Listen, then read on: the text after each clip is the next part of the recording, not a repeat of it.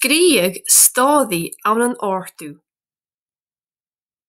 Tá sé bheith giúntaigh mar a bheith sin na scríoch stádaí an an ortú le toisc, mian agus díreach. Tá sibh dul a scríoch mo dhéin a tógáil bodach sneachca. Seo dealamh éin far a bhfuil an gcílle a cruinneachach sneachca agus a déanú dá bhall mhór de sneachca ar son buaic ag an bodach sneachca.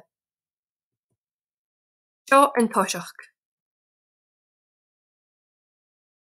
In seo, tá ceann ar an bodach sneachca agus chuir an gcílle cuireann ar son srón agus gúil ar son súlan agus púchtain ag an bodach sneachca. Seo dealamh a gá mian an stádaí. Inist tá an bodach sneachca déisial le at, scarf, láhain agus píp. Tá an gcílle a coiad tolachte. Seo dealamh a trí.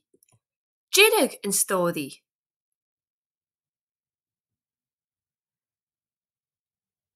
Scríobh an sentence sa deirtear ar láine le pencil glas. Dean trí dealabhan a sealtaí nó héin a tógáil bodach sneachca. Dean dealamh eile agus brion mo dhéon dhéanamh tú nuair a bheith an bodach sneachca agat déisial. Na rutain a dhéanamh tú. Féití tú tug dhéanamh beachcan go híseal. Tar an dealamh dean bodach sneachca? Dul ar ais is tí agus a gáil chocolate tí. Deanú sapad sneach? Deanú bodach sneachca eile?